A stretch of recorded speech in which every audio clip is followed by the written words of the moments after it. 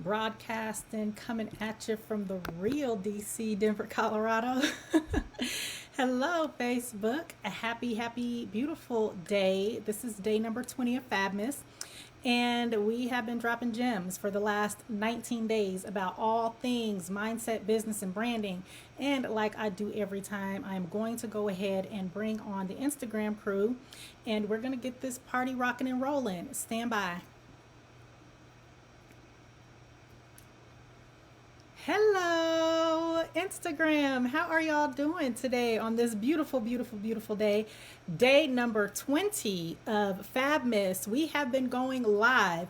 We have a streak going. That's what the young people say, ain't it? My kids always talk about their streaks in Snapchat. So we have a streak going here with the live videos here on Instagram and Facebook at iNickScott with your personal branding coach. We are in day number 20 of a streak of going live and dropping gems about all things mindset, business, and branding. If you are new here, welcome. Welcome. If you have been rocking with me for the last 19 days or even longer than that, welcome back. My name is Nick Scott. I am a personal brand coach and I help women entrepreneurs grow, establish, and maintain their personal brands. And as always, I am simulcasting both on Instagram and on Facebook. So y'all already know, if you've been here, you already know that if I'm doing a little bit of this and a little bit of that, that's because I want to make sure that I am engaging and looking at both my Instagram crew and my Facebook peeps, okay? So day number 20, yes, day number 20. All things mindset, business, and branding I have been covering. Today, I really want to focus on your mindset, about a very sensitive subject or a sensitive topic that a lot of people struggle with, including myself. I've had to train myself how to overcome some of the stuff that comes with this thing that we're going to be talking about today. But before we talk about it, I have a question for you. Have you ever felt devastated when someone gave you unexpected or even worse, unsolicited negative feedback? Have you ever felt devastated behind that? I know I have.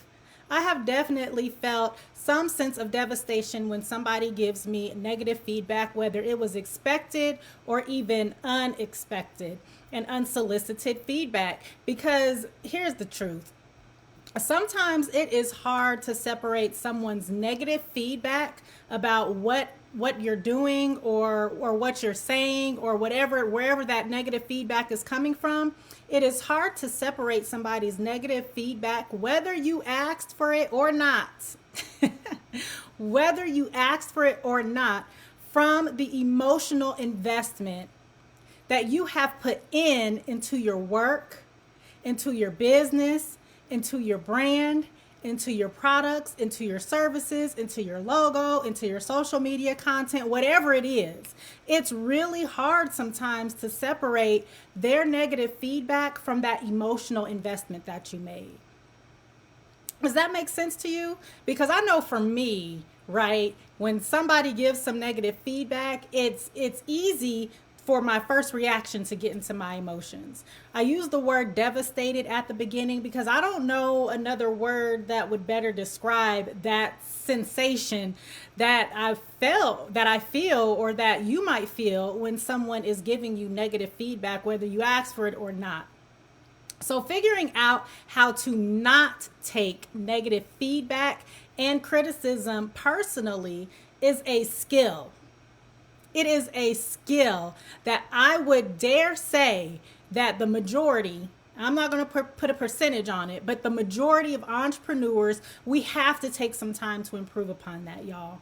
Because our businesses and our brands and the evolution of our businesses and the evolution of our brands, it really does depend on it. So figuring out how not to take that negative criticism and feedback so personally, it is a skill that we have to lean into. It is something that we have to take some time to learn how to improve upon. And while the majority of entrepreneurs avoid getting negative feedback at all costs altogether, we don't want to hear it. All we want to hear is the good stuff. We don't ever want to hear the bad stuff at all costs. So many entrepreneurs avoid getting negative feedback. They avoid criticism. They avoid being critiqued in any area or aspect of their business and their brand. But believe it or not, I actually ask for it. I actually ask for negative feedback from my clients and my students. In my program, Fab Public Speaking, my students and my clients, they have to take an entrance survey, an entrance survey, and they also have to take an exit survey. And in that exit survey, it's very detailed and the questions are very specific, and it's not, I don't want to know all the great things, right? I mean, I do want to know the great things, but I don't only want to know all the great things about the program. I also want to know from folks who have been through my program, what is it about my program that we can improve upon? Where are there areas of weakness and areas of opportunity that we might not have seen that you felt unsupport in? So we actually ask every single one of the students and clients that go through Fab Public Speaking to give us some criticism, to give us some negative feedback. Now, with most of the folks that have gone through Fab Public Speaking, you know, their experience has been so good. Like it's an experience, right? It's more than a course. It's more than coaching. It's more than the community. It is an entire experience. Like Fab is a movement, y'all. And so they've had such a good experience. Oftentimes they find it difficult to even think of an area of improvement or even feel comfortable enough to give that negative feedback that I'm soliciting for.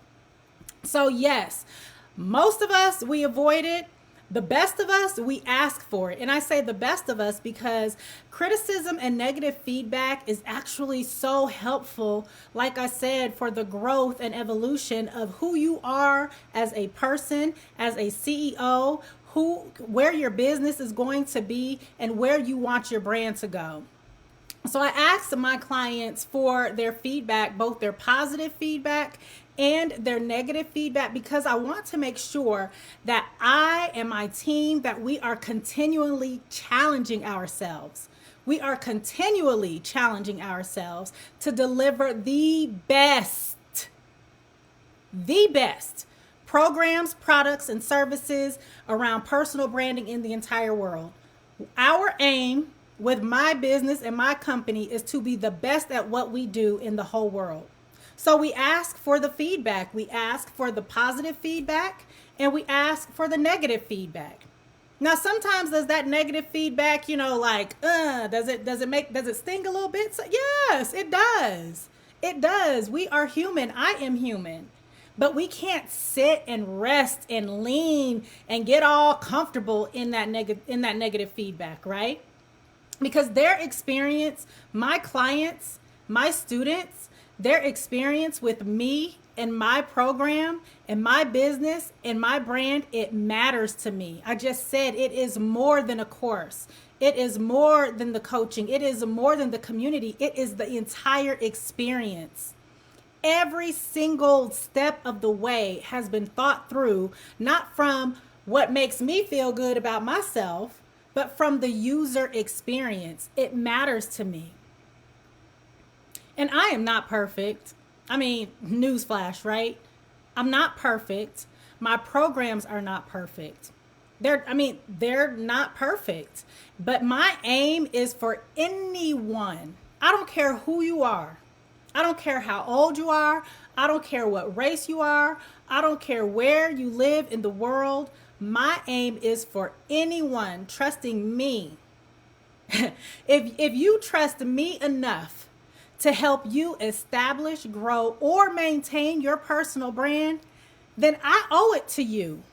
It is my duty. It is my privilege that you have world-class experience. It flat out. It is my honor to ensure that you have world-class experience. If you are trusting me when you could have chose anybody else to help you, I'm obligated to ensure that you have a world-class experience with me and my business and my programs and my products and my services. And I want your feedback. I want your good feedback and I want your negative feedback, because it helps me to ensure that I am delivering that world-class experience to every single person who goes through the journey of Fab. Okay? And here's what I say. I say it all the time. I say it to my clients. I say it to my students. I'm not successful unless you are successful. I am always going to be as invested in your success as you are. So, I'm going to give you that same energy. If you're up here, I'm going to give you that same, I'm going to come a little bit above it, but I'm going to give you that same energy. So I'm not successful unless you're successful. So for me and my business and my brand and my programs and my products and my services, the negative feedback that I ask for is all good. And for me, when I ask for it and you give it to me, it's like, yes. Thank you. I appreciate it. And it's an easier pill to swallow. But then what about that negative feedback that I get that I didn't ask for? Like, it's easy to say, you know what? I give all my clients an exit survey because I want to know what their experience was like in my program and working with me and my team and all of that. But what about the times, the ample amounts of times that people give me their unsolicited, I didn't ask you. I didn't ask for your opinion. What do I do when people do that? Like, that pill is a little bit more jagged for me to follow. As a matter of fact, so I am always up in the DMs on Instagram. As a matter of fact, some of y'all are probably following me on Instagram because I was up in your DMs. Because I am always in the DMs. When I'm launching a new product, I'm up in the DMs. When enrollment is open for Fab Public Speaking, I'm up in the DMs. I'm up in your DMs saying, hey, thank you for following. I am always up in the DMs, y'all. Like, always on Instagram, okay? And in my last open enrollment for Fab Public Speaking, of course, I was up in the DMs doing what I do, inviting people to come and join me on the masterclass so they can learn more about the program. And I got this comment and I want to read it to y'all. I sent the invitation to this person and this person replied back promptly, like quickly. And usually when I'm up in the DMs, because, whether it's a welcome, thanks for following me, or if it's a, hey, this is something that I think you might be interested type of DM, usually people don't respond right away. But this person, they responded like quick, fast, and in a hurry. And this is what they said.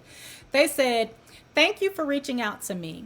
I'm already working with a coach, and I truly believe in building a relationship with people before working with them.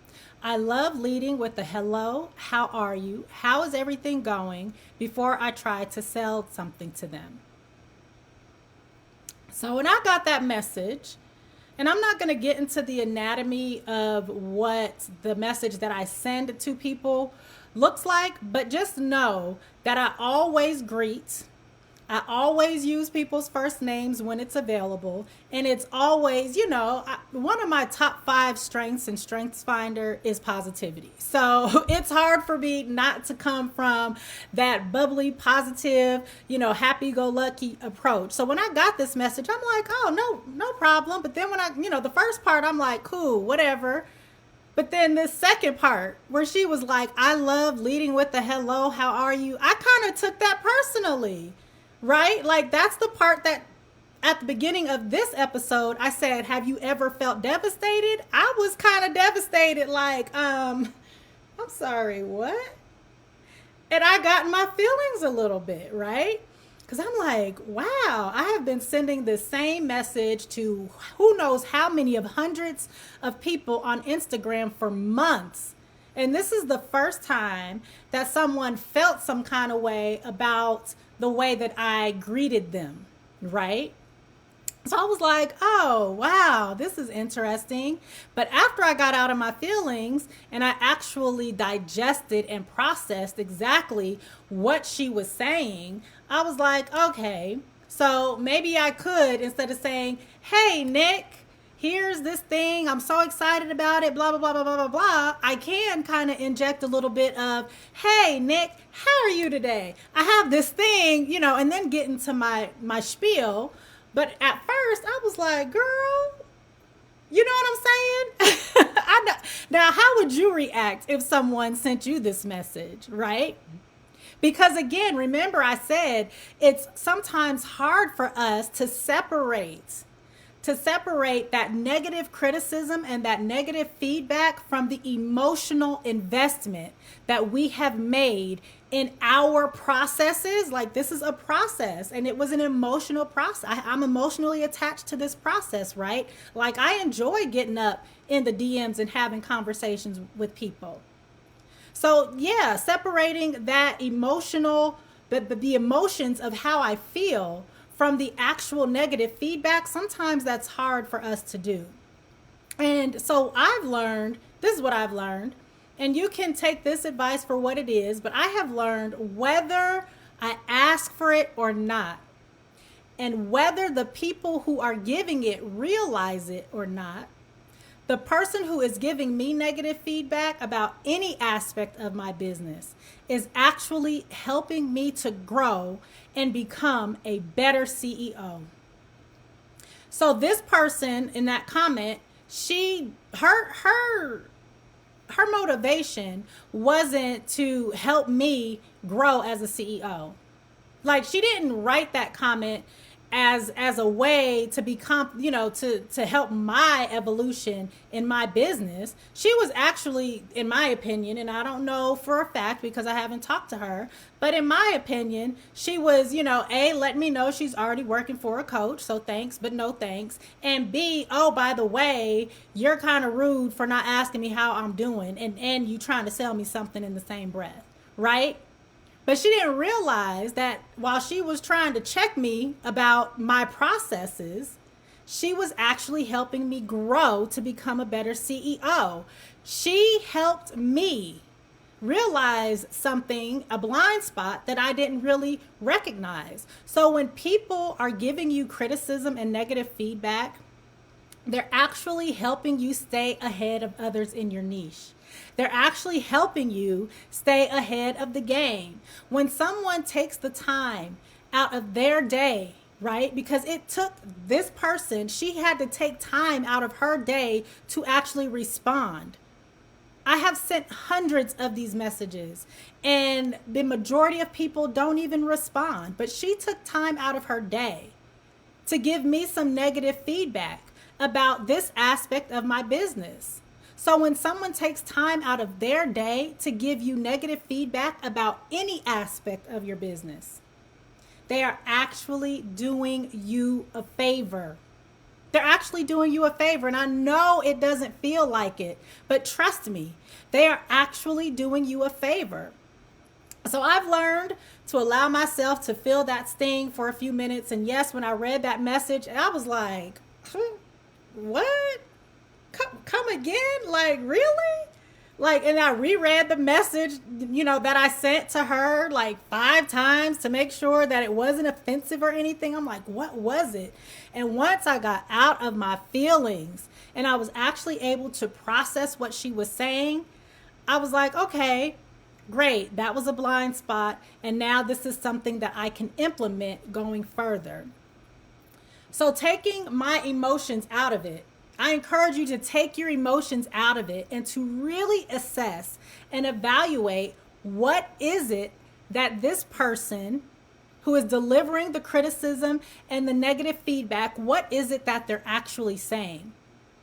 And whether or not they have a valid point, because sometimes what people are saying, it's just like, okay, whatever, whatever, right? But sometimes, most of the times, that criticism and that negative feedback is valid. Like, it's coming from some place that's valid.